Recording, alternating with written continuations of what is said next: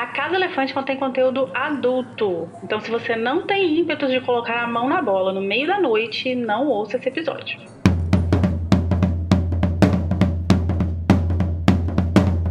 Olá, sejam bem-vindos à Casa Elefante. Puxe uma cadeira, pede um café e vem discutir a obra de J.K. Rowling capítulo a capítulo com a gente. Hoje, o 21º capítulo de Harry Potter e o Cálice de Fogo, à frente de liberação dos elfos domésticos.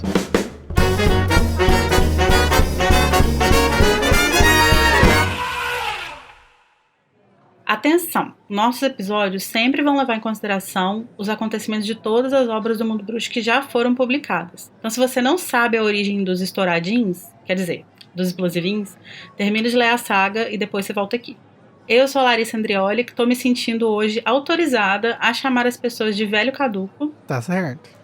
E eu tô aqui com o Igor Moreto, que desistiu dos seus folhetos políticos. É isso mesmo, Igor? Conta pra gente. É verdade, a militância tá muito tóxica, não tô conseguindo conversar. Então, é isso. Deixa que eles se libertem sozinhos. Então tá bom. E também tô com a Luísa Zanferdini, que tá aqui usando apenas uma toalha de chá com o timbre de Hogwarts. Luísa, o que tá acontecendo? É a última moda em Paris, vocês gostaram do meu modelito?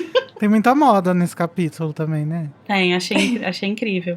E hoje a gente vai falar sobre festinhas com comidas contrabandeadas, uma cozinha muito prestativa e bichos que não hibernam, explodem.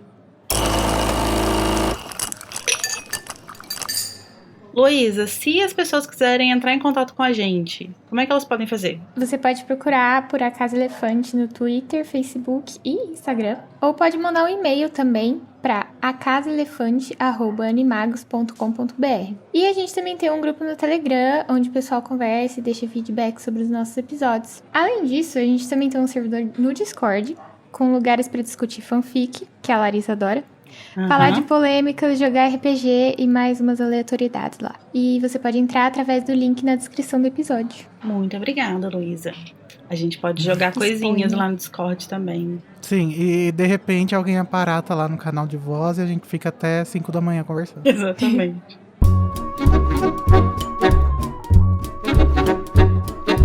Bom, então agora a gente vai pro nosso duelo de resumos, que é o momento em que os dois participantes que estão aqui vão duelar pelo direito de iniciar a discussão do capítulo com alguma frase ou algum tema que achar que pode ser interessante. Ganha esse direito quem conseguir fazer o resumo completo do capítulo, ou o mais completo possível, em menos de 30 segundos. A gente vai jogar um dado para decidir quem tem o direito de escolher quem vai fazer o resumo primeiro.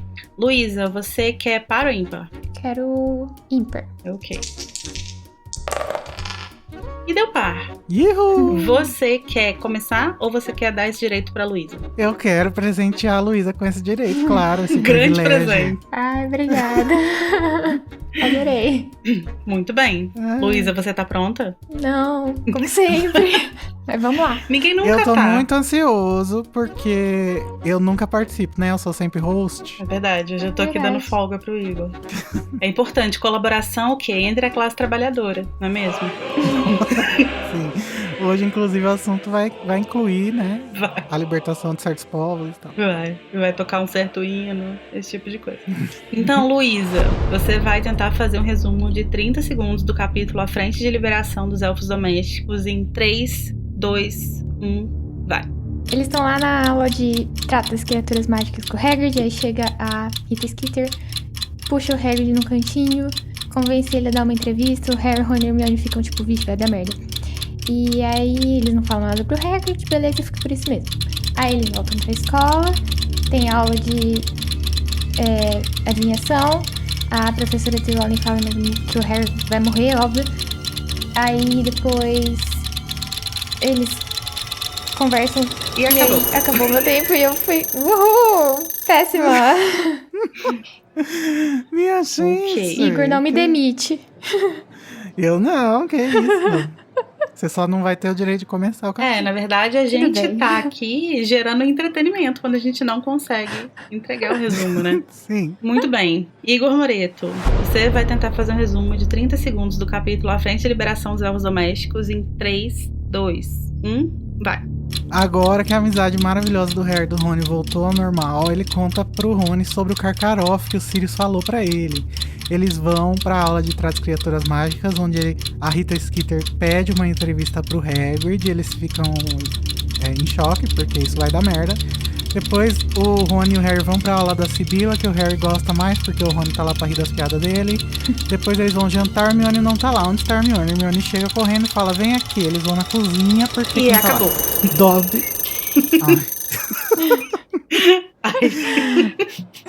Dobby. Olha, não é porque é meu chefe, mas eu acho que o resumo do Igor foi mais completo. Eu também Está acho. coberta de razão. Não é? Ele também não conseguiu chegar no final, mas chegou ali Nossa, Eu cheguei na cozinha. Chegou na Mais cozinha. longe. Se você curte o conteúdo do Animagos e quer nos ajudar a continuar produzindo, você pode nos apoiar através do PicPay. É só acessar picpay.me/animagos e escolher o seu plano. Com a sua ajuda, a gente vai poder continuar produzindo conteúdo acessível e de qualidade para você.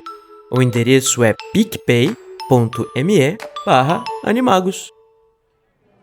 O agora reestabelecido trio vai ao Corujal para contar sobre a primeira tarefa aos Sirius, conversando sobre Karkaroff. Depois, numa festa surpresa, Hermione questiona Fred e George sobre a cozinha do castelo. Em mais uma aula tentando domar os explosivins, Rita Skeeter aparece e marca uma entrevista com Hagrid. Mais tarde, Hermione não aparece no jantar, mas ao fim do banquete ela arrasta Harry e Ron para a cozinha, onde encontram e conversam com Dobby e Wink. Ai, quase. Foi muito quase.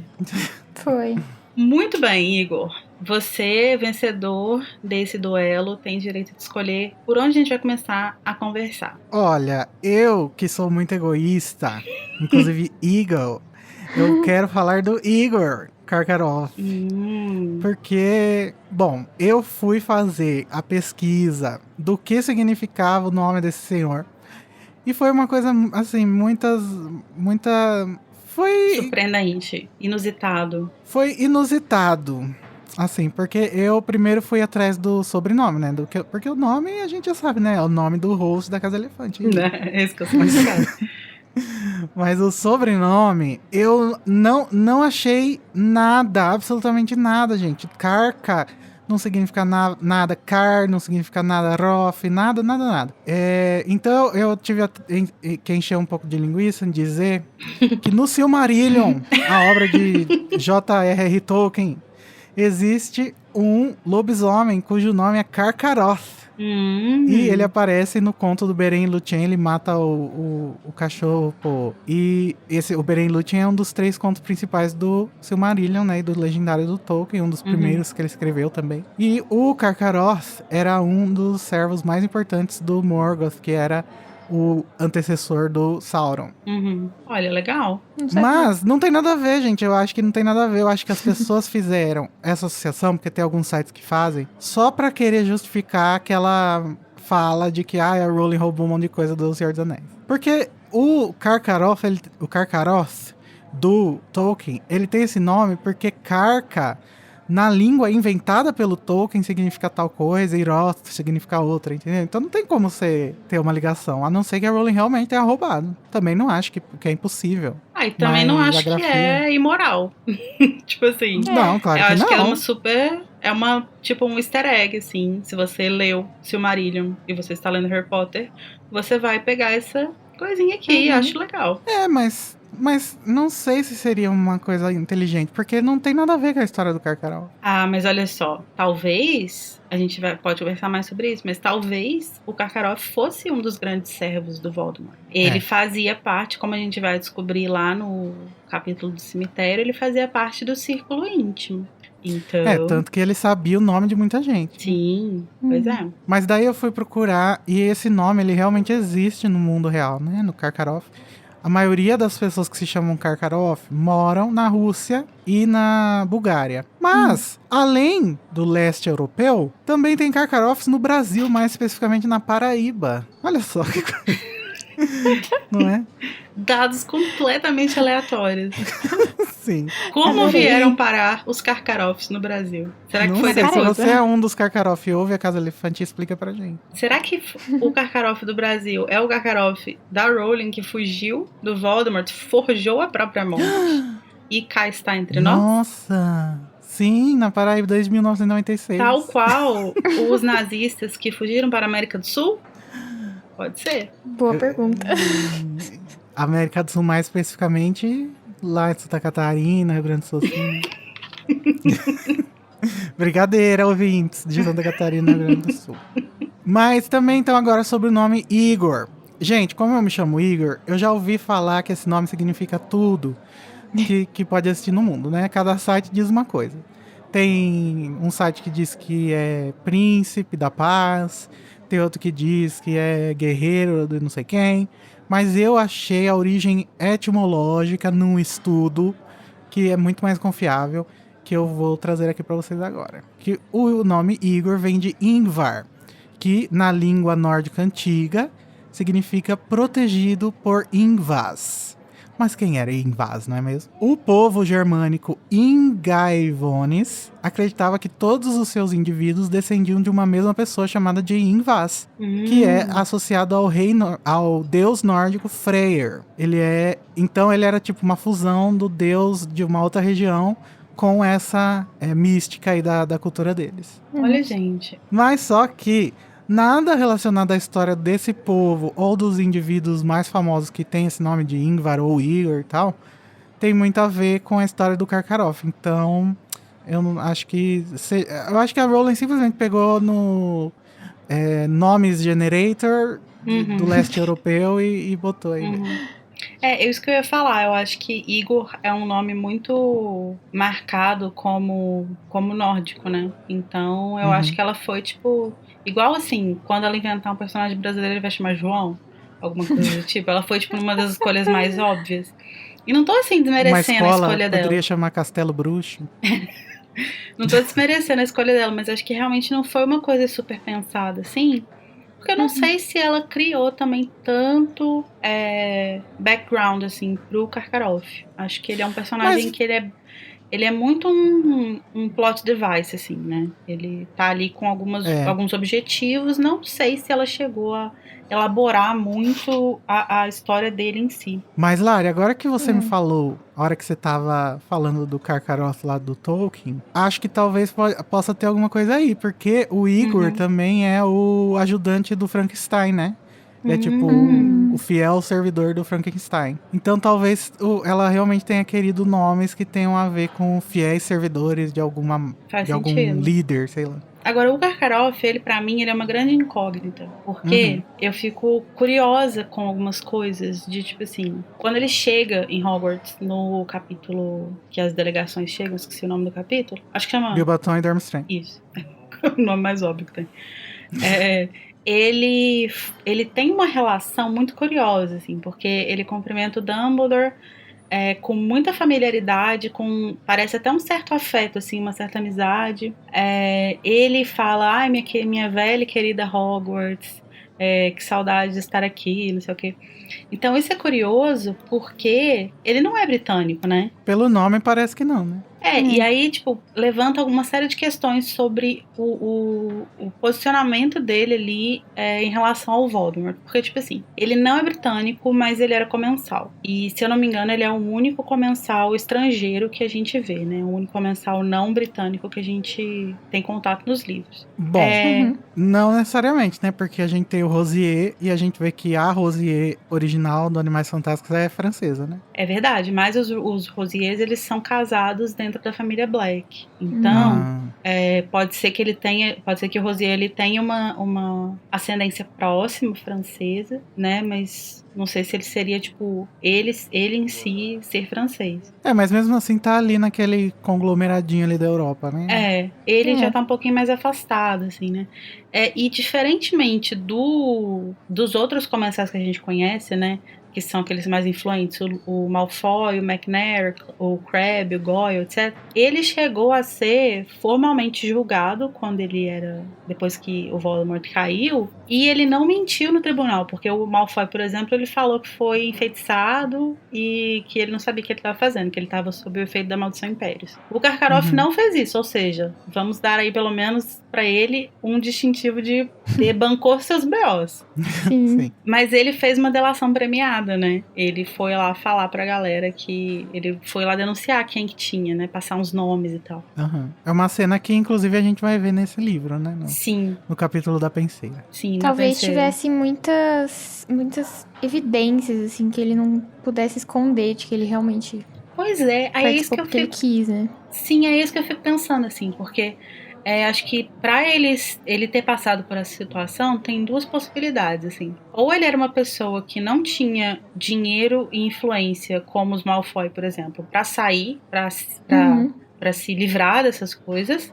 Ou ele tinha, mas ele foi pego numa situação muito, tipo assim, num flagrante, Pego no muito pulo. flagrante mesmo. E aí ele não conseguiu se livrar, como foi o caso, por exemplo, do Bartol Crouch Jr., dos Lestrange, né, que eles foram capturados meio que em flagrante com os Longbottom. A gente não sabe, né, qual foi a circunstância que ele foi preso. A gente não sabe nem se ele foi acusado de algum crime além de ser comensal. Porque quando ele é acusado, quando os comensais são acusados, normalmente é imputado a eles algum crime, né? Então, tipo assim, os Lestrange foram condenados não só por serem comensais, mas também pela tortura dos aurores, ou pela morte de não sei quem, né? E ele não, ele tá lá como comensal só. Ele deve ser muito inteligente, porque eu acho que ele não faria essas coisas sem pensar muito antes, sabe? Principalmente a delação premiada. Então, talvez ele já estivesse planejando isso desde a hora que ele viu que ia dar ruim, sabe? E ele sabia que ele ia ser pego, enfim. E da questão dele ter estudado em Hogwarts, eu tava pensando, tem uma hora que o Draco fala que os pais dele pensaram em mandar ele pra Durmstrang. Então, eu acho que deve ser raro, né? Mas tem isso de mandar o filho pra outro país, né? Intercâmbio. Sim, existe essa possibilidade, né? Só que é curioso que, por exemplo, Durmstrang tem essa fama de ser uma escola que lida com magia das trevas, né? Com artes das trevas. Então é curioso que um futuro comensal tenha vindo estudar em Hogwarts, né? Tipo, já que ele já tá... Se ele teria uma predisposição, digamos assim, que ele já tinha interesse e tal, ele tava lá e ele foi pra Hogwarts. Então eu fico pensando nisso. Será que ele estudou em Hogwarts? Será que ele estudou em Hogwarts e é por isso que ele se tornou um comensal? Porque ele circulava Conheceu ali entre as Voldemort. pessoas, conheceu uma galera e tal. Ou será que ele Olha. era ele estudou em Durmstrang mesmo, mas de alguma forma ele tinha contato com pessoas perto do Voldemort. E uma coisa que eu acho curiosa também é que ele parece ter uma relação bastante ok com o Dumbledore em si, né? Tipo assim, apesar do Dumbledore estar presente lá no julgamento dele e tal, saber do passado dele, ele tem uma relação super de boaça, assim, com o Dumbledore. E eu fico pensando se ele já era diretor de Durmstrang quando ele era comensal, ou se ele se tornou comensal depois, assim. Eu fico muito curiosa com a história dele. Eu acho que a Rowling não escreveu absolutamente nada, ela não teria nada a me oferecer se eu perguntasse, mas eu fico muito curiosa. Eu acho que ele é muito inteligente, justamente por isso, por essa relação dele com o Dumbledore. Circula bem ali, né? Ele sabe o que ele tá fazendo. Eu vou partir aqui pro headcanon, pra especulação. Ah, mas eu tenho o meu Code, também. segura aí o cinto de segurança. Eu acredito que esse Minha Querida Hogwarts só pode significar que ele estudou lá. Assim, a não ser que ele tenha trabalhado lá, sei lá, ter sido professor. Porque eu acho que não dá nenhum indício. E aí, o que me faz precisar arranjar, consertar esse problema dele ter um nome estrangeiro e ser de uma escola estrangeira, né? Então, eu acho que talvez ele possa ser originário da Bulgária, sei lá, da Rússia, e viveu a infância no Reino Unido, e aí depois ele voltou pro país natal dele e virou diretor lá de Durmstrang. Eu acho que pode ser até que ele tenha voltado lá para fugir de uma possível volta do Voldemort algum dia. Ele não, e é uma puta de uma má sorte ele tá lá quando o Voldemort resolve voltar, né? Então, tipo assim, ele teria vivido lá no Reino Unido e tal, estudou em Hogwarts, blá blá blá, se juntou com Voldemort. Quando as coisas deram errado, ele foi preso e tal, conseguiu se livrar, aí ele deu no pé e foi pra lá, aí ele se tornou diretor, é isso.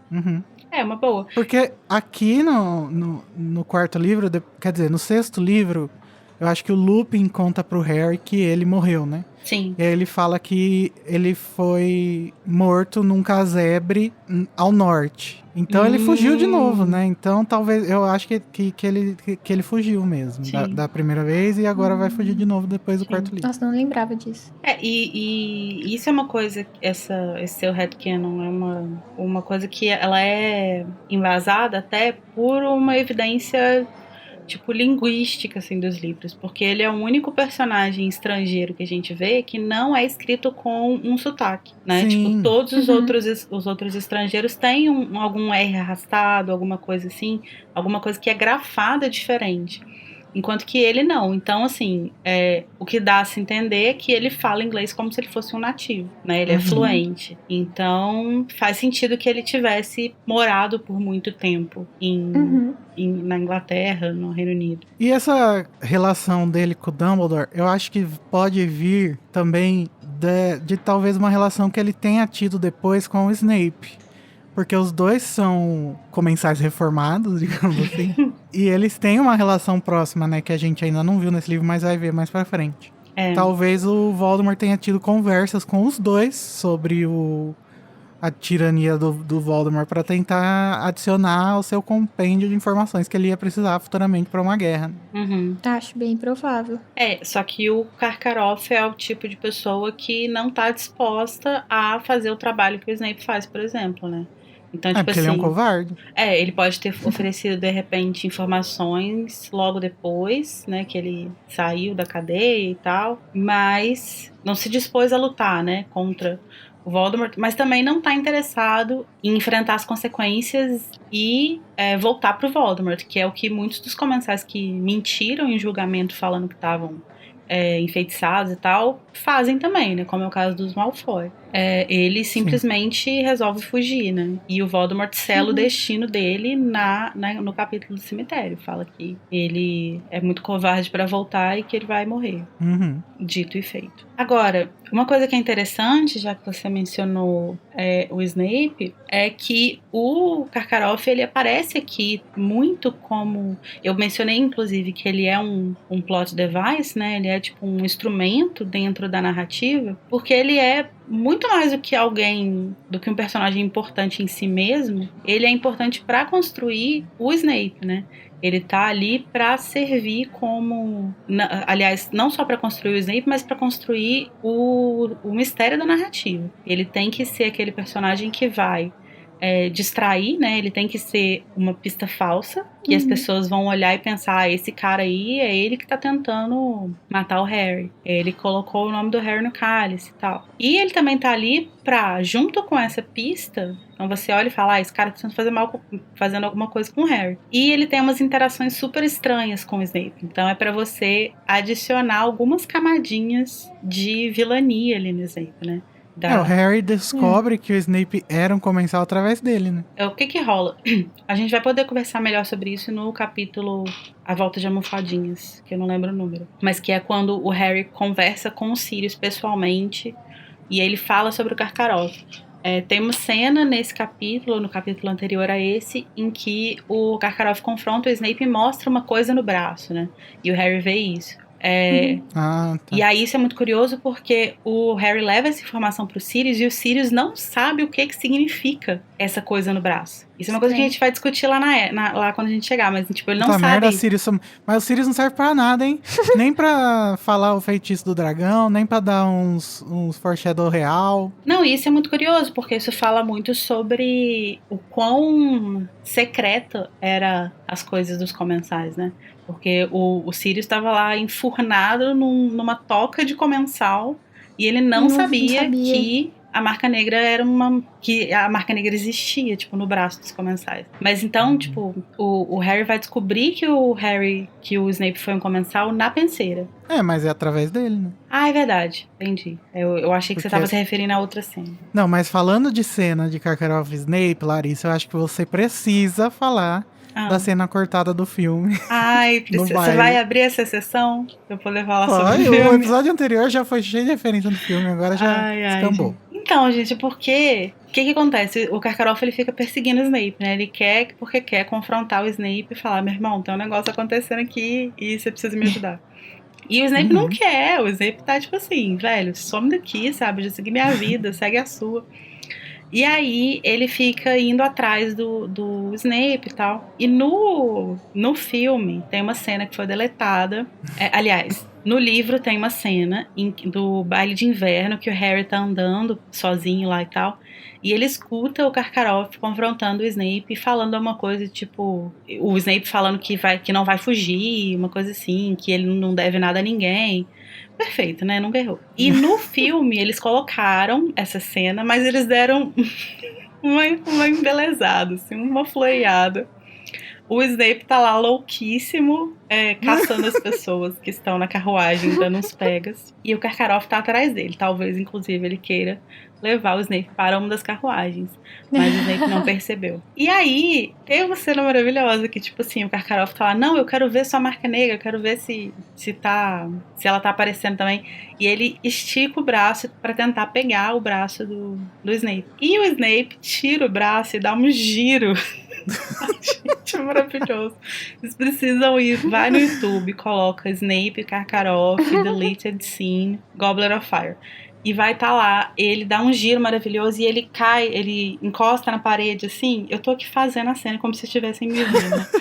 Ele encosta na carruagem assim, com o braço em cima, sabe? Tipo, não encoste em mim. Maravilhoso, gente. Perfeito. Perfeito. Gente, e o Snape, ele tá numa vibe, numa energia nessa cena que é muito Snape dos livros. Ele tá em polvorosa querendo matar os alunos. Sim. E eu sinto falta disso, né? Eu já falei isso em alguns momentos, assim. Eu amo o Alan, eu gosto muito do Snape que ele construiu pros filmes, mas o Snape dos filmes não é o Snape dos livros. E eu gosto muito mais do Snape dos livros, porque ele é um personagem muito mais fácil de você não gostar também, né? Porque ele é muito mais chato, ele é muito mais babaca e tal. Mas ele é muito mais interessante, ele é muito mais divertido, essas coisas assim. Essa energia dele de total empata foda, assim. Ninguém vai se beijar aqui. Essa cena é muito boa. Ai, gente, eu adoro. E Podia aí, muito ter feito parte do filme. Pois é, cara. E é uma pena que tenha cortado, porque... mas assim, na verdade, acaba que realmente não combina muito com o Snape dos filmes, né? Fica destoando um pouco. Enfim. Mas eu queria só comentar que sempre que eu releio o Cálice de Fogo e que eu penso nessas coisas e eu fico encucada com o Karkaroff, eu me sinto o quê? Impelida a shippar, né? Essa é a minha natureza. Eu shippo pessoas. E eu fico pensando... Poxa, Lari, mas o Lupin acabou de sair de Hogwarts. Ah, eles estão numa treta, assim, né? Tá complicado. O Snape é monogâmico? Não. Não, gente, ninguém deveria ser monogâmico. Mas enfim. E aí, eu fico pensando porque eu sinto que existe uma tensão entre os dois personagens que não acho que a Rowling escreveu com essa intenção, obviamente, né? Mas que é uma tensão muito de, tipo assim, a gente tem uma história. E que é lógico que tem a ver com a gente ter uma história de, tipo, comensais. Mas que dá tanto pano pra escrever um fanfic, sabe? Inclusive, já li algumas que são ótimas. Como é o nome do chip? Todos os chips do Snape Sneaker. começam com o SN. Então é Snarkaroff. Ah, não é Sneaker? Sneaker é legal. Então, pode ser Sneaker, mas todos os chips dele, a construção é sempre a partir do SN. Então é Snoopy, Snack, O que é isso, Snack? Snape e Sirius Black. Ah, Snack, acho ótimo. Tem Snack, tem o Snarkaroff, tem o Snumbledore, o Snaubus. ai, Tem Snealy. Enfim, leiam fanfics Snarkaroff. Eu tava pensando no que você falou do Karkaroff ser uma pecinha que tá ali pra gente ficar confuso, né? E ficar achando que foi ele que colocou o nome do Harry e tal. E aí eu acho que talvez foi quando nasceu a vontade da J.K. de escrever sobre romances policiais, assim, que você tem que ficar tentando adivinhar quem foi o culpado, sabe? Porque eu acho que isso tá presente desde o primeiro livro. Eu acho que ela vai complexificando, né? Verdade. Nesse livro, por exemplo, absolutamente todo mundo é suspeito. Parece um livro da Agatha Christie, assim. Nos outros é só o Snape. Os outros é só o Snape, ou no máximo mais uma pessoinha meio estranha ali, tipo o Draco. É. Mas esse livro, ela acho que é inclusive o livro em que ela mais usa essa coisa de então. suspense, assim, né? Aham. De policial mesmo, de mistério e tal. Eu acho que esse é o mais policial de todos os livros. Uhum. Sim. Até porque tem cena em julgamento e tudo. É verdade. Delações premiadas Delação- e juízes. Tem até, eu lembro que eu vi desse filme antes de ler o livro, e eu lembro muito daquela cena do Karkaroff fechando a porta do salão, do grande salão, Uhum. pra colocar alguma coisa lá no cálice, né? Sim. O nome E do eu Victor lembro- Krum, a gente já decidiu aqui no Sim, podcast. não, com certeza foi. Mas, tipo, eu lembro que quando eu vi, eu falei, foi esse cara. Porque no auge dos meus 10 anos. quando eu Isso assisti- lá, ô Luísa, é uma boa adaptação. Tá Sim. bom, fãs? As pessoas que não gostam desse filme. Esse filme é top. O diretor, ele pegou várias cenas dos livros que dão a entender que o Karkaroff é suspeito e traduziu em uma pequena ceninha de 2 segundos. Uhum. Isso significa boa adaptação. Eu adoro esse filme, sou suspeita pra falar. Eu também. Eu sou suspeito, gosto mas falo também. mesmo assim. Eu gosto, mas eu sempre pulo a parte que o Cedrico morre, porque eu fiquei muito traumatizada quando eu assisti, gente. Tinha 10 anos. Nossa, gente. Eu sempre fui meio psicopata, eu nunca liguei. Nossa. Bom, mas então agora que a gente parou de fofocar sobre o Karkaroff e o passado amoroso e de crime dele, talvez o crime dele tenha sido amar demais, inclusive, mas agora que a gente então terminou de fofocar sobre a vida do Karkaroff, vamos fofocar mais um cadinho mais sobre as Vamos. pessoas, né? Então a gente tem aí a nossa rainha da fofoca, a Rita Skeeter, que chega lá na aula de trato das criaturas mágicas e ela tá interessada, ao que tudo indica, no Hagrid, né? Mas é uma coisa meio esquisita. Ela parece estar com segundas intenções. Mas, na aula de criaturas mágicas, o Hagrid tá lá tentando descobrir o que fazer com os estouradinhos, né? Eu amei o estouradinho. O nome do bicho parece um mineiro falando no diminutivo, né? Explosivinhos. Muito. Tipo assim, fulano é mó estouradinho. O Hagrid, ele primeiro colocou a galera pra passear com os explosivinhos, né? Só que não deu muito É, certo. olha só. Detalhe, já estavam com 1,80 m, Sim. que é gigantesco. Gente, eu não gosto desses bichos. Eu fico muito chateada com o Hagrid, que ele inventou esses negócios. Sim. Ai, amiga, eu amo. Porque na minha cabeça, eles são meio que uma lacraia, sabe? E eu tenho muito medo de lacraia. 1,80 m. Eles parecem um escorpião, mas... Eu Pior ainda. Um sei, escorpião gigante. mas é porque fala das patinhas. E aí ele resolveu colocar eles em caixas fechadas pra ver se eles hibernam. Eu amo o método científico do Hagrid. É tipo, Empirismo. ele acordou com uma ideia.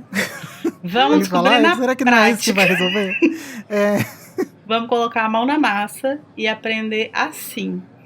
Mas não adianta muito, né? Porque ele enfia os bichos na caixa e eles começam Fecha a a caixa. explodir. Inclusive, os covardes Malfoy e Crabbe e Goyle se escondem junto com outra galerinha da sala na cabana do Hagrid. O que é uma puta falta de respeito, né? Sim. Gente. Porque como assim você entra na casa do professor É. pra se esconder, gente? Isso é uma demonstração do desprezo que eles têm ao Hagrid, né?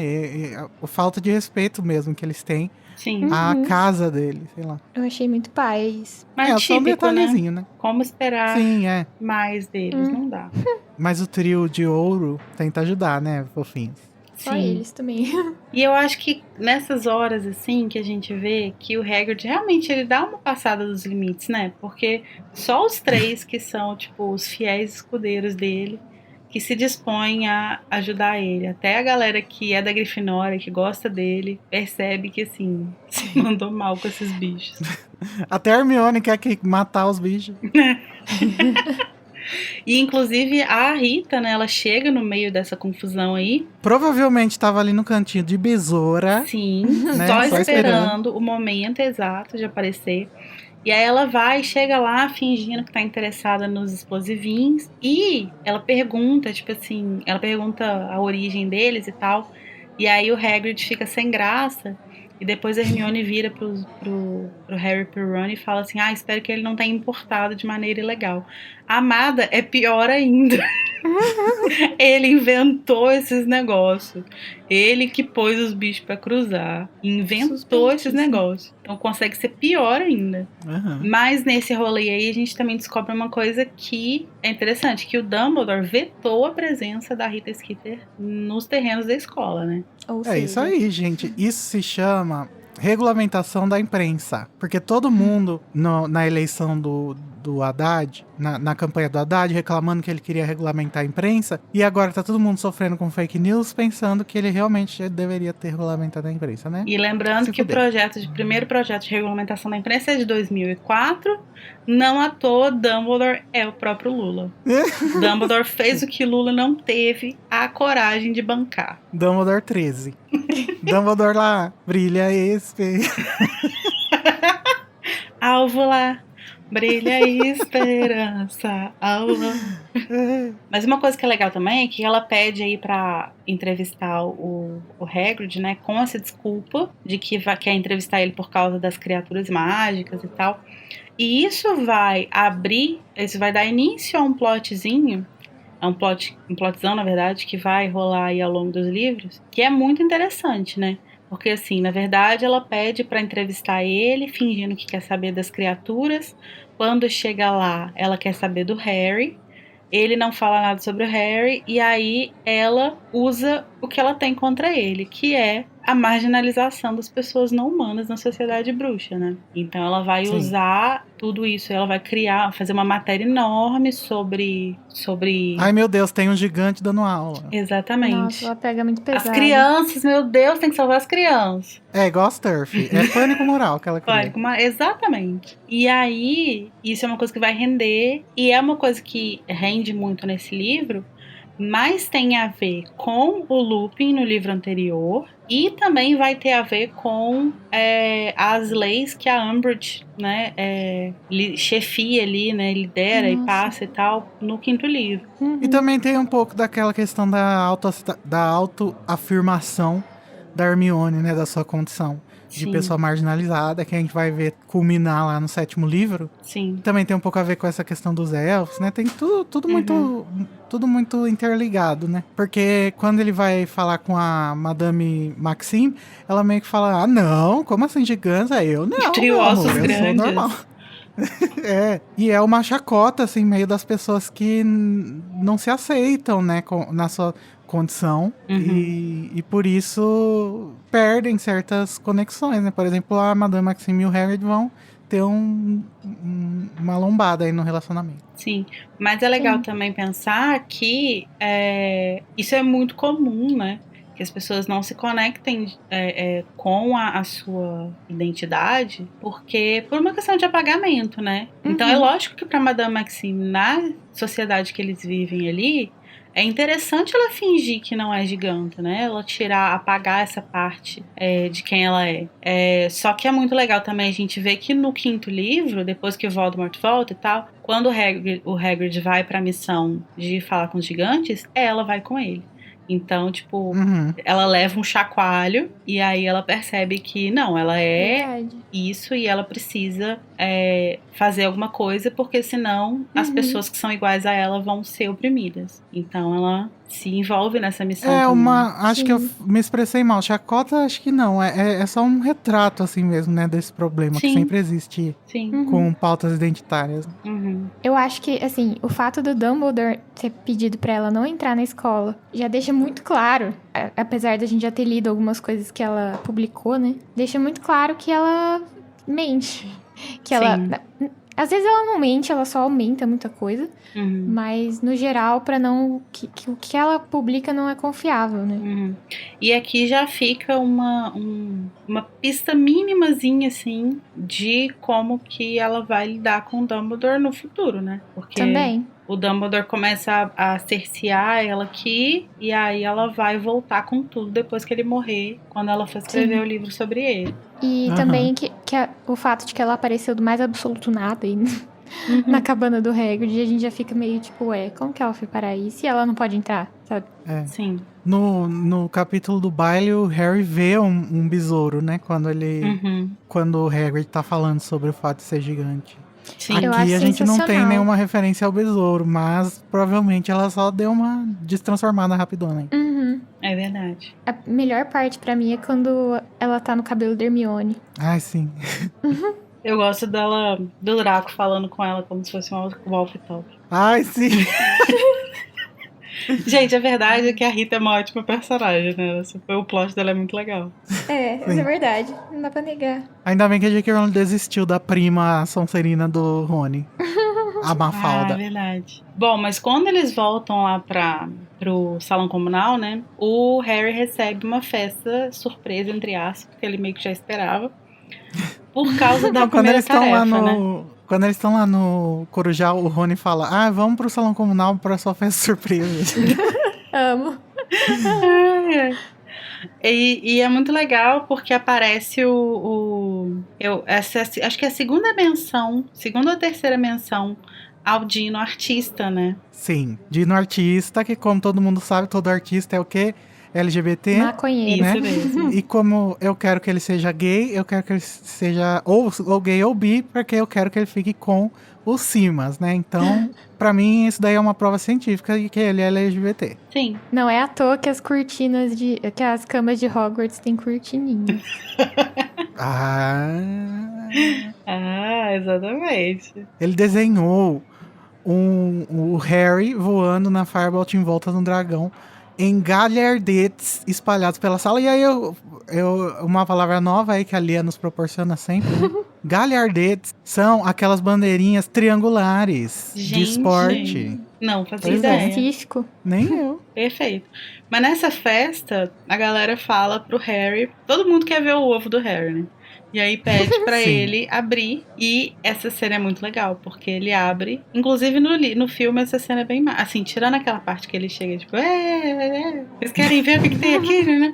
Mas a cena que abre mesmo o ovo é muito legal, né? Porque todo mundo tá esperando, assim, naquela expectativa de ver ser uma coisa e de repente é um grito que alguém fala que parece com Um espírito algourento. um espírito agora. Muitas coisas. Exatamente. Inclusive o Percy tomando banho. Sim.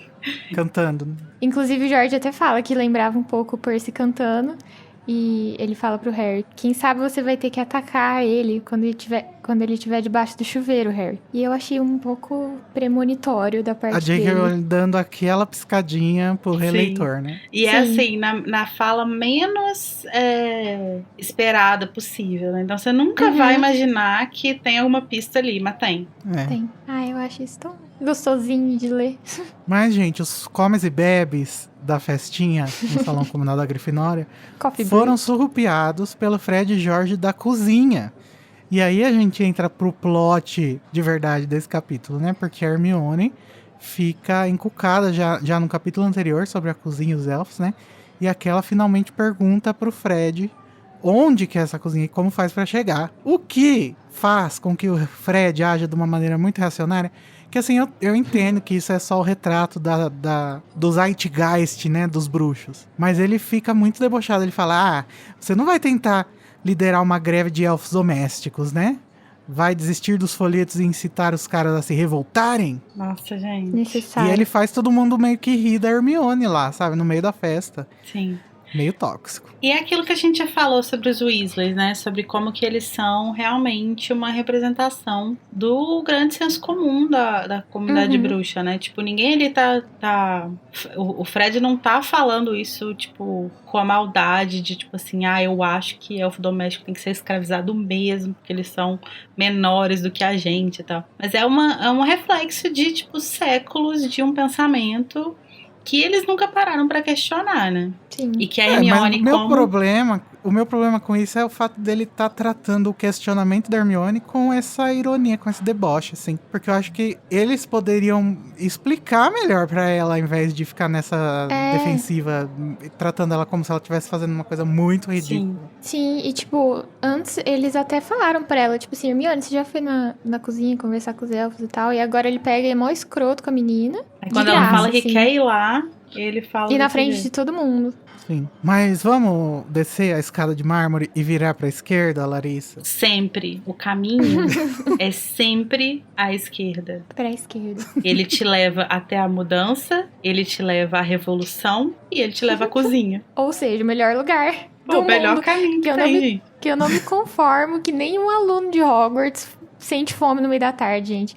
Eu tenho ascendente em touro. Primeira coisa que eu ia querer saber quando eu chegasse numa escola que eu ia morar é onde fica a cozinha. É curioso mesmo, assim, porque eu acho que eles têm a lógica das refeições lá é muito diferente da nossa, né? A gente não fica nessa Sim. coisa de lanchinho. A gente fica nessa coisa de fazer lanchinho, então eles não. Eles têm refeições muito pesadas, poucas vezes, assim. É. Mas, Ai. ao mesmo tempo, uma pessoa como a Hermione, principalmente, que é uma pessoa questionadora, uma pessoa curiosa, que quer saber as coisas, que é muito. muito Enxerida.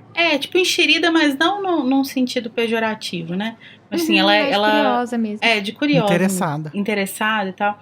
Ela chega até o 4º ano da escola sem parar pra pensar de onde vem a comida que ela come 3 vezes por dia, é muito curioso, assim, né? Então, mas eu acho que ela mesma acha curioso isso, porque ela fica puta quando ela percebe que não tem isso no Hogwarts Uma História, né? Que é bem no começo desse livro. Mas então eles resolvem ir lá na cozinha, né? Porque a Hermione finalmente caiu essa ficha dela e ela resolve ir lá e ver o que tá rolando. E o Ron já percebe, né? Que onde eles estão indo. O que me leva a pensar que o Ron sabe onde é a cozinha, mas ela não. E ele não gosta da ideia, né? Porque ele tem o mesmo pensamento lá do Fred. A gente vai invadir a cozinha e tentar convencer eles a não trabalharem? Incitar a greve geral? Sim, é isso que devemos fazer. Mas o Ron não quer. Não, e aí nesse diálogo ele dá razão ao nome do capítulo, né? Sim. Que ele pergunta, você tá tentando pegar a laço a gente pra aquela história do Fale de novo, que ela botou ele de tesoureiro, né? Que é incrível. E ela fala, não tô. Não é Fale, Rony. Daí ele, mudou o nome? O que somos, o que então? A gente é agora? A frente de liberação dos elfos domésticos? O Rony, ele Muito passou debochado. um tempo afastado da narrativa, né? Por causa da briga com o Harry. Aham. E aí ele E volta voltou com inspirado. Gente, mas o fato disso ser o nome do capítulo é muito uma prova científica de que a Rowling gosta muito do Rony, né? Inclusive ela já disse em entrevista que ela gosta muito dele. Mas tá aí, tá certíssimo. Ai, eu amo. E aí, dentro da cozinha, eles encontram Dobby, gente, o elfo livre. Eu amo o Dobby. O Dobby Tão voltou. O Dobby, Dobby meu is senhor. back. É sim.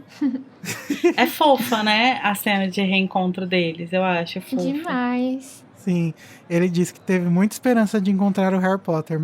E o Harry Potter veio ver ele. Ai. Coitado. Coitado. Eu fico imaginando por que ele não foi ele ver não o sabe. Harry, né? Iludido. Então, ele não foi ver o Harry porque depois ele vai pedir permissão pra ver o Harry. Ah, é verdade. Porque ele ainda tem um mindset, assim, né? De De escravo. servidão. Mas uma coisa que é curiosa, quando eles chegam lá na cozinha, que é muito interessante, é a estrutura da cozinha, né? Porque é Eu amo descrito isso. que são 5 mesas, né? Uma para cada casa, uma posicionada debaixo de cada mesa de casa do salão principal, e uma 5ª mesa lá na frente, posicionada embaixo da mesa dos professores. E isso é muito massa, porque é uma lógica muito interessante de se aplicar, porque já que existem todas essas limitações com relação à magia e comida, é muito legal que eles organizem as coisas de um modo que você consiga usar o mínimo de magia possível para levar aquela comida para onde ela tem que estar. Então, você posicionando a mesa da cozinha embaixo da mesa do salão principal, você meio que faz a trajetória só em linha reta para cima, assim. Tipo, você só sobe a comida. É genial isso. Sim, é muito legal. Eu acho a J.K. Rowling, ela fica se humilhando, dizendo que não gosta de exatas, não sei o quê. Só que a geografia de Hogwarts é uma coisa muito certinha que eu acho muito legal. Porque se a gente pensar no capítulo que o Harry é selecionado pelo Cálice, ele fala que ele sai do salão principal com o Cedrico, encontra o Cedrico ali no pé da escada de mármore, e aí o Cedrico vira pra ir pra sala da Lufa-Lufa, né? Vira à direita da escada. Que daí, quando eles vão descer a escada, é à esquerda, né? Que eles viram. Então, enfim. Aí, se você pensar que você tá indo lá embaixo e descendo e virando pra direita de novo, você realmente está embaixo do salão principal, gente. Sim. Eu amo. Sim, eu jamais conseguiria pensar nessas coisas. Sou péssima com posicionamento geográfico. Eu nem entendi. Mas tudo bem. Eu achei ótimo, aplaudi, mas não entendi uma palavra. Então você parabéns, tá certo. Ai. Depois eu desenho pra você. Mas conta pra gente, Igor, do Dobby. Como está o Dobby agora? Gente, o Dobby está usando um abafador de chá à guisa de chapéu. Maravilhoso. Muito fofo. E, como se não bastasse isso, ele está cheio de distintivos coloridos. Vários pins, né, buttons, que ele arranjou por aí. Uma gravata com estampa de ferradura de cavalo sobre o peito nu. Ele está sem camiseta. E calças que parecem de criança jogar futebol. E meias desparelhadas. E o mais fofo, gente, é que uma das meias é a que o Harry deu pra ele no Câmara Secreta. Ai, gente. E a outra é uma listrada de rosa e laranja, que são cores que não combinam, parem. Eu queria usar esse espaço para pregar sobre o significado das meias na narrativa de Harry Potter, que eu acho muito, muito fofo, acho muito bonitinho. Nossa, pareceu ridículo eu falando assim, né? Muito fofo, muito bonitinho. Eu acho poderoso, na verdade. Eu acho muito legal como que a Rowling joga umas... Na verdade, eu nem sei se ela inventou isso de verdade, eu sei eu que tô... Enfim, né? O autor está morto. Essa história é minha. Eu acho muito legal como que existem pequenas pistas ao longo da narrativa, pequenos sinais, assim, simbolismos que são jogados e que a gente nem sempre vai perceber. Eu só fui pensar nisso, sei lá, pela 20ª vez que eu tinha lido os livros e tal.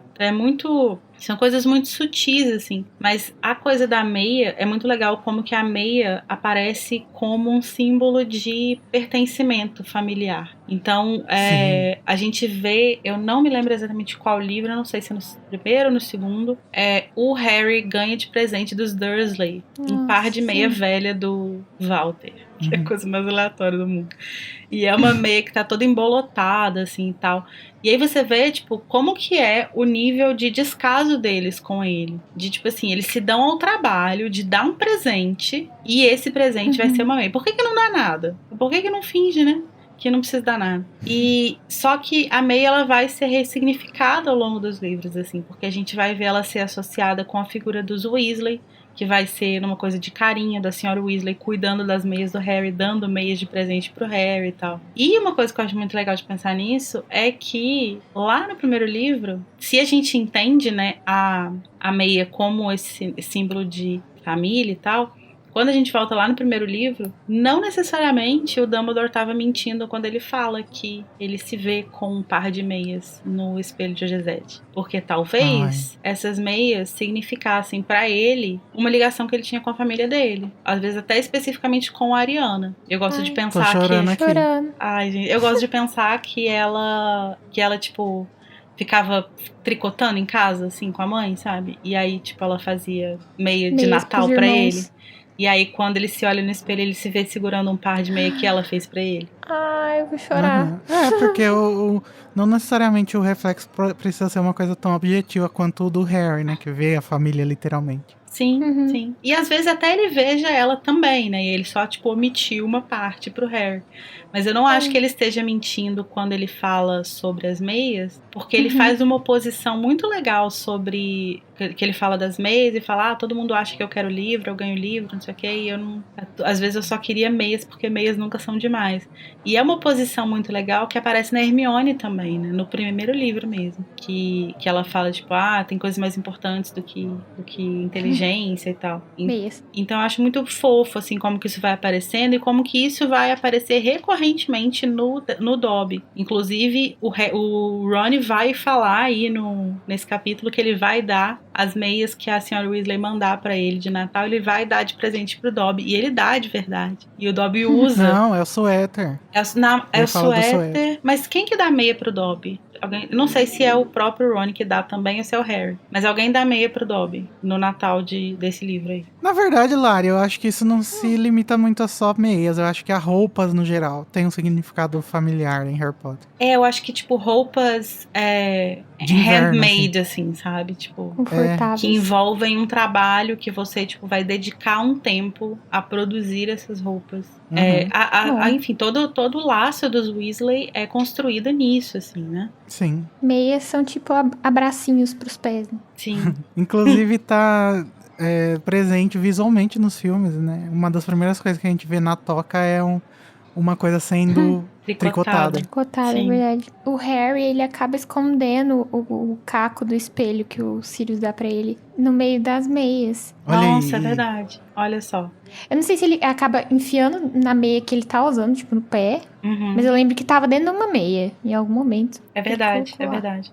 E uma coisa que eu lembrei que agora, tem uma criadora no TikTok que eu sigo, que ela tem umas teorias muito interessantes, ela faz umas leituras muito interessantes. E um dia ela fez um vídeo sobre tricô, e aí ela fala sobre as pessoas que são mencionadas tricotando, né? E que poucas pessoas são mencionadas tricotando nos livros à mão. Quem é mencionado que tricota à mão é o Hagrid, e supõe-se que o Dumbledore, porque o Dumbledore fala lá que ele gosta de...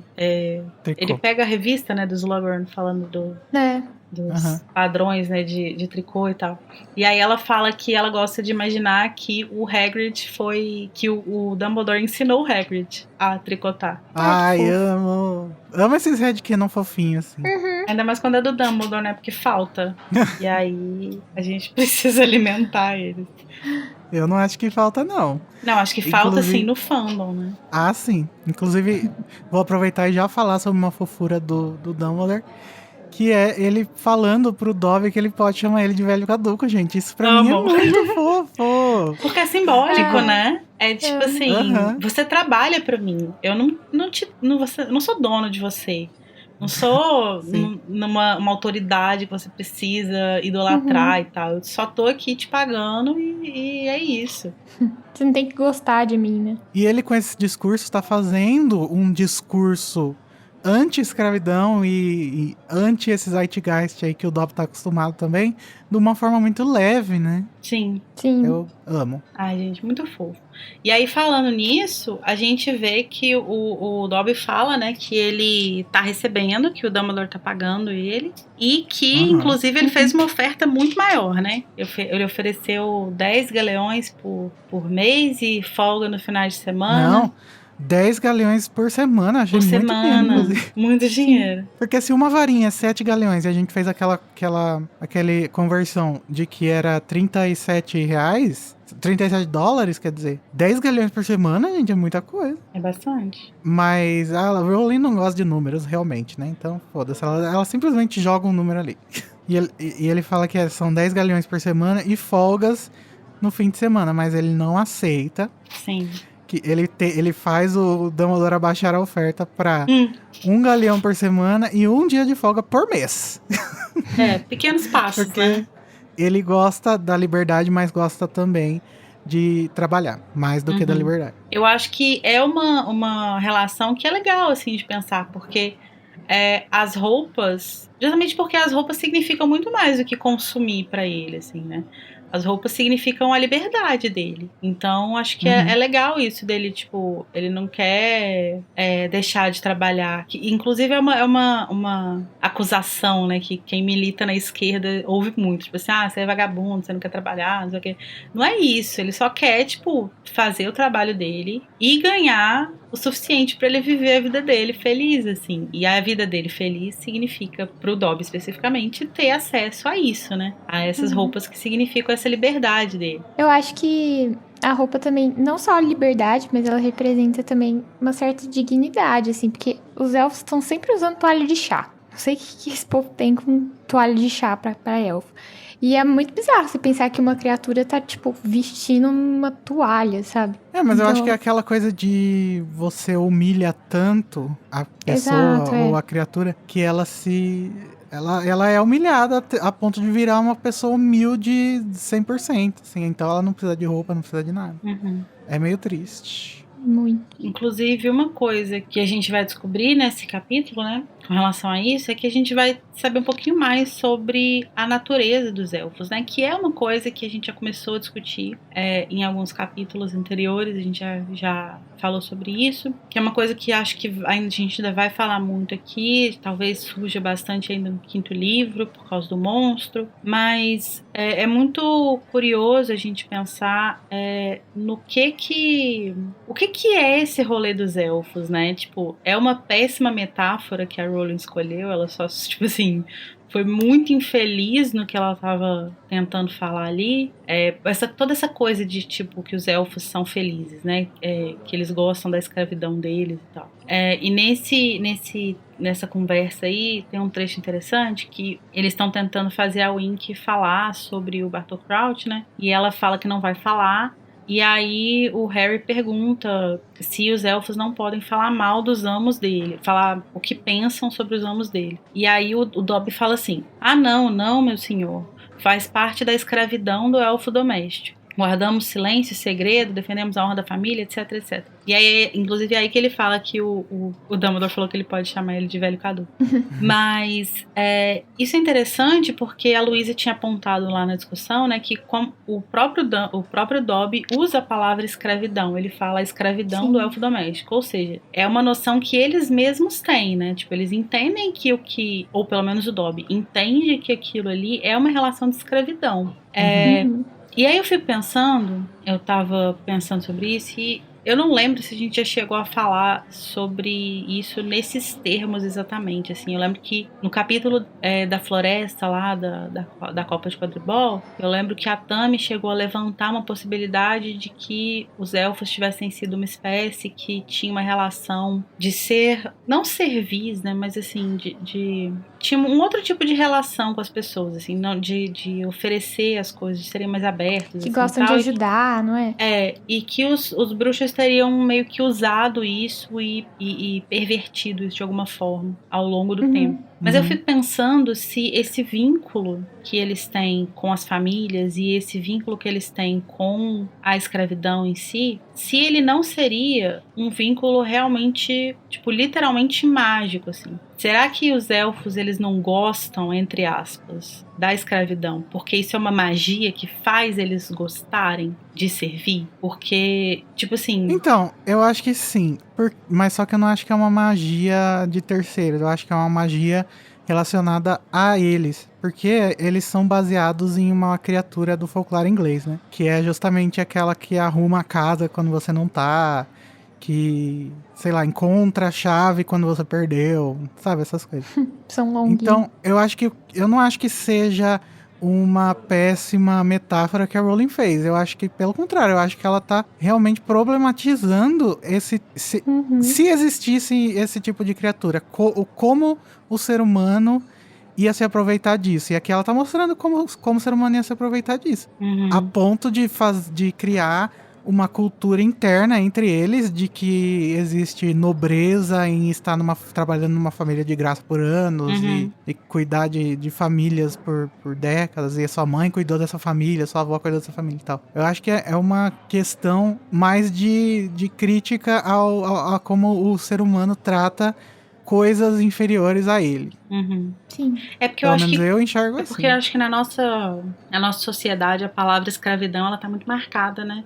Ela tá muito associada à escravidão de humanos. E aí, sempre que você fala em escravidão, aí você coloca nesse contexto, assim, e você fala, porque os elfos domésticos, eles gostam de servir. Parece que você tá, tipo, fazendo uma metáfora muito ruim, porque parece que você tá comparando os elfos a pessoas que foram escravizadas, né? Seres humanos que foram escravizados. Mas eu acho que a gente precisa tomar muito cuidado na hora de fazer essas ligações. Principalmente quando tiver assunto delicado assim. Então, eu acho que a questão dos elfos, ela se compara mais à servidão, por exemplo, de animais de carga, sabe? O que eu acho que talvez explique um pouco de como poderia ter sido essa integração dos elfos na sociedade bruxa. Porque quando o Homo sapiens parou de ser nômade, os animais, eles vinham pra perto do Homo sapiens porque ele cuidava, né? Ele dava comida, ele cuidava, virava animal de estimação, basicamente. Assim nascem as fazendas, né? E aí os animais, eles começam a ser enxergados pelos humanos como também mão de obra, né? Teoricamente. Então, eu acho que se aplicaria muito mais se a gente pensar mais na forma como a gente lida e convive com animais do que com os escravos humanos, porque existe uma diferenciação entre os animais e os seres humanos na nossa sociedade, na nossa cultura, que é aceitável e que também era aplicada às pessoas, aos índios e aos negros na época da escravidão, só que não é mais aceitável hoje.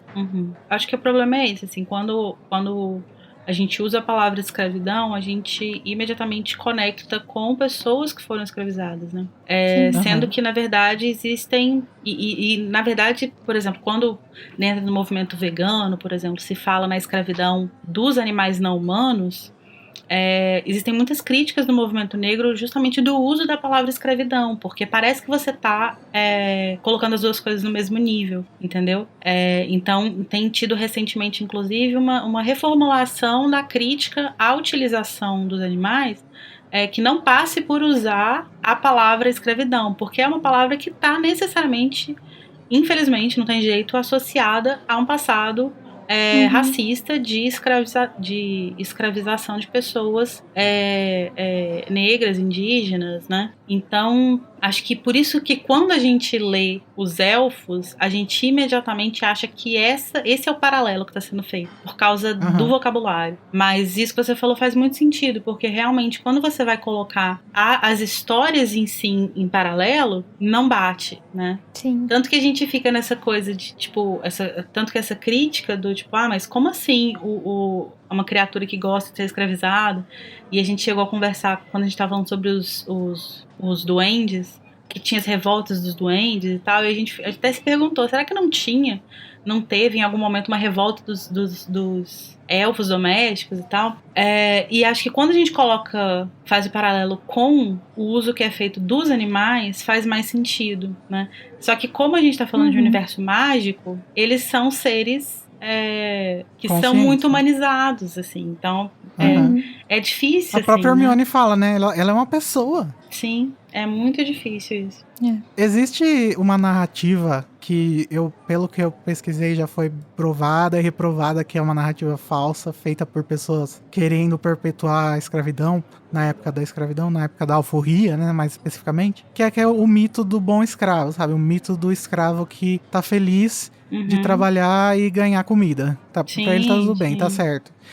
E isso é uma mentira, né?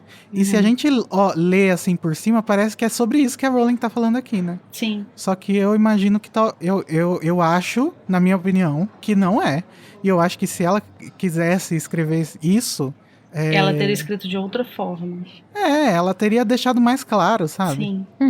E assim, eu sei que hoje em dia está na moda dizer que qualquer vírgula que a Rowling usa errado é culpa da bigotry dela, mas a Rowling, gente, tipo assim, a gente pode ter milhares de críticas, mas ela é uma excelente escritora, sabe? E acho que isso é uma coisa que a gente não tem como apagar, e ela às vezes faz umas comparações meio infelizes, assim, meio incompletas, que dá margem pra gente pensar umas coisas nada a ver e tal, mas quando ela quer fazer uma crítica, ela sabe fazer, sabe? Sim. Então eu concordo, assim, não acho que ela cairia nesse erro, sabe? De fazer uma crítica tão fuleira como seria a crítica de, tipo, comparar o histórico das pessoas escravizadas com os elfos domésticos. Então acho que realmente quem tá viajando aí somos nós, inclusive me incluo nisso, que fazemos essa ligação. E eu acho que tem muito a ver realmente com essa coisa do vocabulário, assim.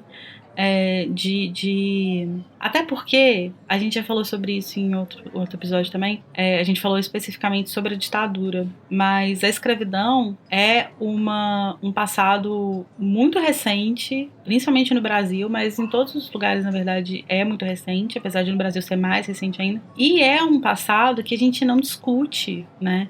Então, eu acho que isso acaba dando margem pra gente fazer conexões que não tem nada a ver e que são desrespeitosas com a história dessas pessoas.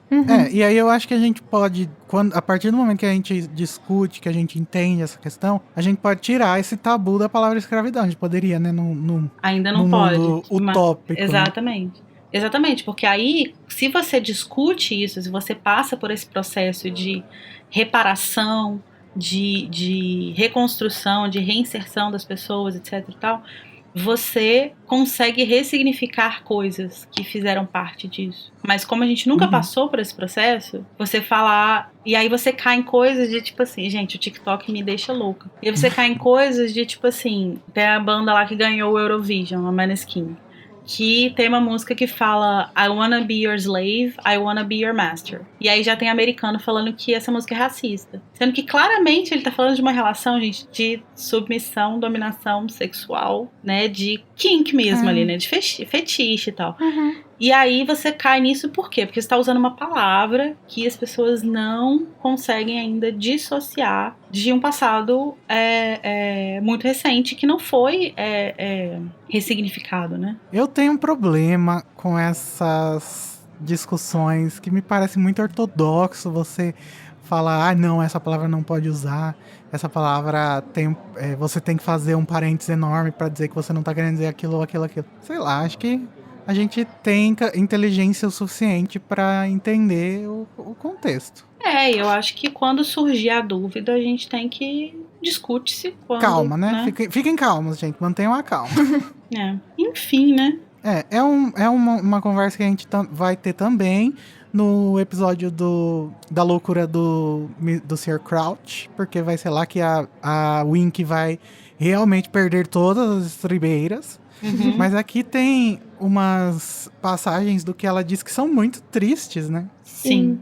Ela diz numa hora que a Wink é um elfo em desgraça. E também esse negócio de se chamar na terceira pessoa é um outro sintoma, né, da escravidão. Sim, é uma desumanização mesmo, né?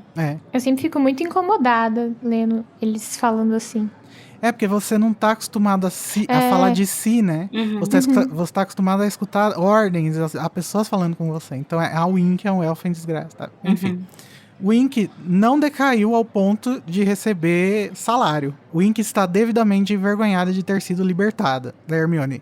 Envergonhada? Mas Wink, é o Sr. Crouch que devia estar envergonhado e não você. Você não fez nada de errado, ele é que foi totalmente horrível com você. Mas aí a Wink começa a chorar e finge que não tá escutando. E fala que a senhorita não vai insultar o meu amo, a senhorita não vai insultar o Sr. Crouch. O Sr. Crouch é um bruxo bom, senhorita. O Sr. Crouch fez bem em mandar a feia Wink embora. E tem outra passagem também, que é depois que o Dobby fala mal dos Malfoy, que ela fala: Dobby, você é um elfo mau. O coitadinho do meu Sr. Crouch, o que é que ele está fazendo sem a Wink? Tá precisando de mim. Eu cuidei dos Crouch a vida inteira. Minha mãe fez isso antes de mim e minha avó antes dela. O que eles diriam se soubessem que a Wink foi libertada? Ai, que vergonha, que vergonha. É uma coisa muito...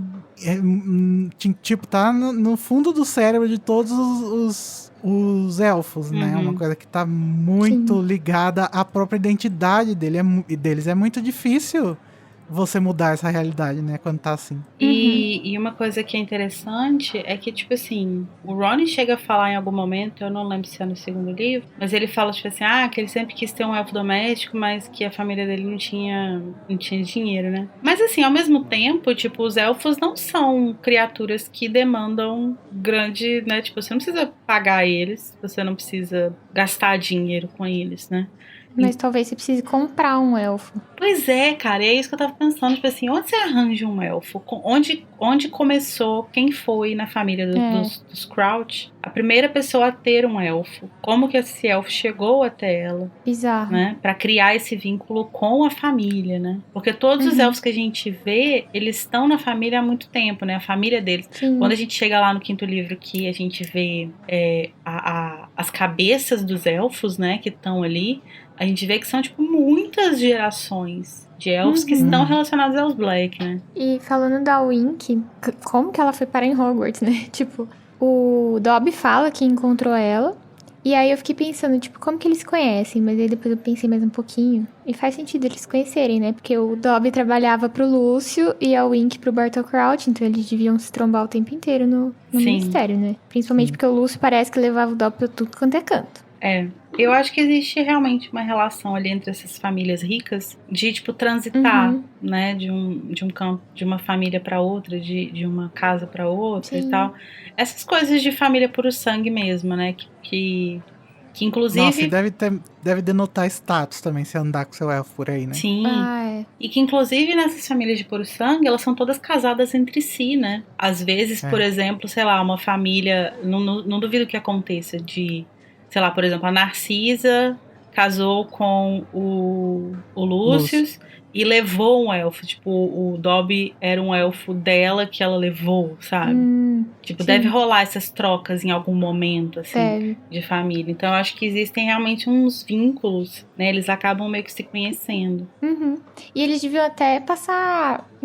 Tanto que o monstro faz isso, né? Passar informação, levar mensagem. Mas o que eu queria falar também da Wink com o Dobby é que ele... O Dobby eu acho muito fofo, que ele falou que ele tava pensando, né? Tipo, onde que eu vou achar um lugar que precisa de 2 elfos? E aí ele foi atrás do Dumbledore pra pedir emprego. Foi uma boa, né? Ele ter encontrado a Wink, porque aí que ele pensou em Hogwarts, né? E isso é essencial para o andamento do plot, né? Porque ele vai ser necessário aí na segunda tarefa e tal, e até para ele poder se reaproximar do Harry, né? E ele também vai meio... Só a presença dele aí já é o foreshadow pro próximo livro, né? Também. Sim. Que tem o monstro aí. E no sexto tem a questão do Régulo e tal. Os elfos têm um papel muito importante na história, né? Sim. Pena que a gente não tem uma história concisa, completa. E talvez seja melhor, né? Que seja assim. Sim. E eu acho que uma coisa que é muito legal é que como que a Hermione, ela vai passar de uma pessoa que é detestada pelos elfos, porque ela quer a qualquer custo libertar ele, a uma pessoa que é respeitada por eles, porque respeita eles, né? Então, a mudança de atitude do monstro, por exemplo, com relação a ela, é muito legal, assim, né? Verdade. E é muito engraçado, né? Os outros elfos da cozinha aqui nessa cena. Toda vez que o Dobby fala de liberdade, alguma coisa, ele já dá um passo pra trás, começa a arregala os olhos. Tipo, ai meu Deus, ele tá falando de novo desses absurdos. Revolucionário, não! E aproveitando a fala da Wink, a Rowling deu mais uma pista falsa aí, né?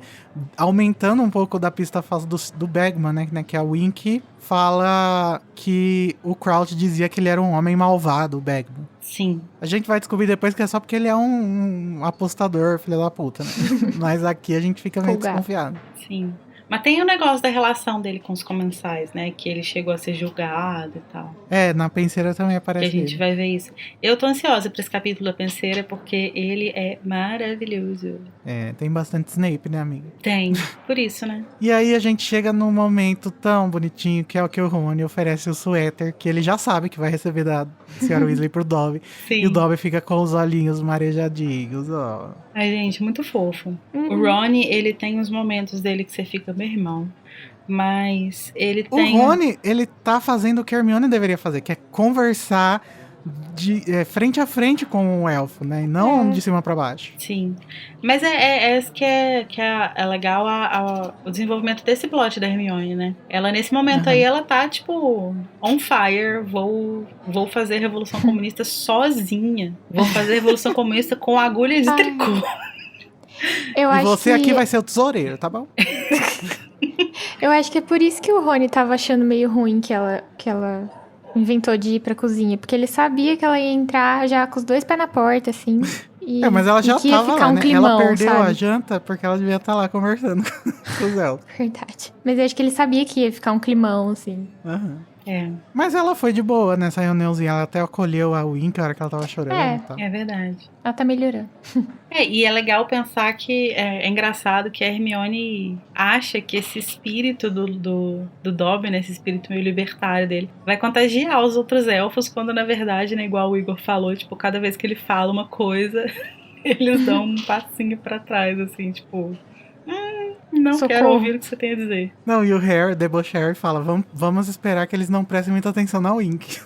É, né, gente? Porque a gente esqueceu de falar, coitada da Wiki, ela tá no fundo do poço, né? Ela Sim. tá Ainda bem- não, ela tá quase no fundo. É verdade. Ela ainda vai Ela tá achar o caindo. alçapão. Mas ela tá completamente fora de si, muito triste, não tá nem trabalhando, tá ali num canto Sim, parada, olhando Só pra parede, consegue triste. chorar. sim. É, tadinha. E ainda vai piorar, né, coitada? Quando ela descobrir os perigos Vai. da garrafa de cerveja álcool. manteigada. A gente conclui a Wink? Não, né? Ela fica perdida na série. Se eu não me engano, ela aparece no 7º livro de novo. Ela fica por Ah, é? Hogwarts. E aí acho que ela aparece, tipo, na batalha. É ela e o monstro. Ai, que bom, não lembrava. Eu acho. Também Não tenho não. certeza. Bom, gente. Se você, ouvinte, quiser mandar um feedback. Aliás, se você quiser, não. Manda um feedback pra gente. É, Pelas nossas redes sociais. Pelo Telegram, pelo nosso Discord, pelas redes que a Luísa falou no início, né? Pelo e-mail também. Porque tá tudo na descrição aí, gente. isso, porque a gente lê os comentários, né, os feedbacks de vocês, a gente lê no Metendo a Colher, que acontece periodicamente numa live, que é muito legal. Sim. Mas então vamos ao nosso momento daquele trecho do capítulo, aquele acontecimento, aquela frase, aquela coisa que te deixou pra baixo, que você não curtiu. O nosso momento, Avada Kedavra! Igor, qual é o seu Avada Kedavra desse capítulo? Gente, o meu Avada Kedavra é uma coisa que é muito pesado pra quem já conhece a história. Porque o Neville, quando ele ouve o barulho do ovo, ele entra em choque e fala, nossa, parece barulho de gente sendo torturada. E aí o Fred, ou o George, sei lá quem é, vira e fala, não seja idiota! Gente, sensibilidade, por favor, que coisa. Todo agressivo esses Weasley, puta que pariu. Eu fiquei triste Desnecessário por de isso. novo. Desnecessário mesmo. E você, Luísa, qual que é o seu Avada? Também vai pra um dos gêmeos Weasley. Ih, Mais especificamente o Fred, quando ele imita um elfo da cozinha meio debochado, assim. Pra falar que eles são muito prestativos. Então, tipo, por que você tá debochando deles, sabe? Sim. Achei meio pai. Eu não sei, eu não gosto quando as pessoas imitam a voz das outras. Eu acho meio... Eu também. Eu acho que os gêmeos estão especialmente irritantes nesse capítulo. Sim. O meu Avada vai pra cena que a Wink fala da família dela, da família lá dos Crouch, que a família dela sempre serviu.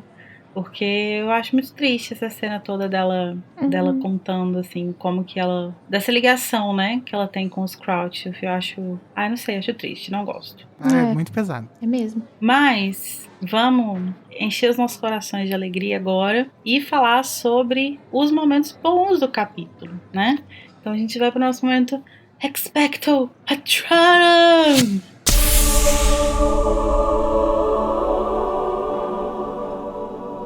Luísa, qual é o seu Expecto Patronum desse capítulo? Vai pro meu casal preferido, Rony e Hermione. Ah, eu amo. Em 2 momentos. Primeiro, quando o Rony fala que a Hermione tá lá falando que a primeira tarefa do torneio foi horrível, imagina como é que vai ser a segunda. Sendo pessimista, né? Aí o Rony vira e fala, você é um raiozinho luminoso de sol, não é não? Oh, gente. Little Sunshine, eu amo. Ai, eu amo. E naquele outro momento que o Igor falou, que é quando a Hermione fala, não é Fale o nome, Rony. Aí ele, mas você mudou o nome então? Ai, gente, eu amo as interações desse casal. Eu amo Ai. muito. Fofo. Eu também amo. O Ron, ele tá... Hoje, nesse capítulo, ele tá inspirado. Ele não tá Tá fofinho. irritante, nem babaca. Por enquanto, né? Uhum. A gente teve uma folga dele, agora a gente tá de boa. A Rowling ficou com saudade de escrever, daí ele colocou... Deu um capítulo inteiro pra ele. É. E você, Igor? Qual que é o seu Expecto Patronum desse capítulo? Gente, esse capítulo tem coisas muito gostosas de ler, apesar de ter esse final pesado. Pra mim, uma das coisas que mais faz o capítulo ser gostoso de ler é o Rony mesmo, no capítulo inteiro. Vou enaltecer o menino Rony, porque ele tem pitadinhas de humor a cada parágrafo, praticamente. E é Aham. muito Sim. legal. Eu gosto muito do humor do Rony, que é um humor inteligente, um humor que leva em consideração contexto, ao contrário dos gêmeos, que são uns bosta, tá? Mas eu também queria dar um patrono pro Dobby, porque eu gosto muito do Dobby. E ele aparece aí com a meia do Harry da Câmara Secreta. Aham. Amo. Ai, fofo. Será que ele lavou a meia em algum momento? Ah, deve Espero, lavar, né? porque ele deve cuidar bem das roupinhas. Até porque Não. a meia do Harry, quando ele entrega, ela tá nojenta, suja de lama, de não sei o quê. Ele andou no esgoto, né, gente? Ele matou um E basilisco ele com ela. botou Credo. um Horcrux toda cagada com uns líquido preto saindo Ai, dentro. sim. Ai, que nojo.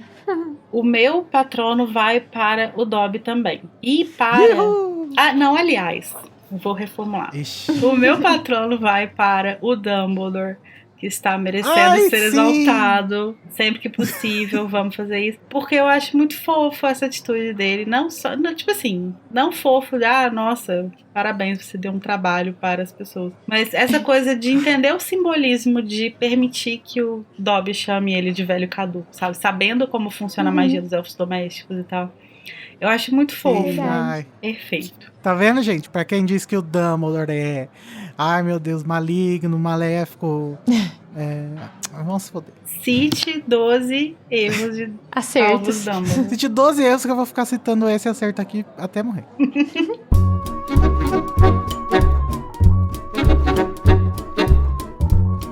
Bom, mas agora que a gente já enfiou uns explosivinhos numas caixas e eles explodiram, a gente já desenhou o Harry voando na Firebolt e a gente já visitou as cozinhas pra organizar a revolução, a gente já pode ir pro próximo capítulo, a tarefa inesperada. O que será?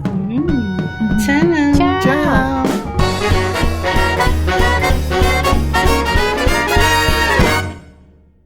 Esse podcast é produzido pelo animagos.com.br. Eu, Igor Moreto, faço a produção, edição e direção. O Junior Code e a Nayara Sevciuk me ajudam na direção e com Larissa Andrioli também fazem pauta e apresentam os episódios.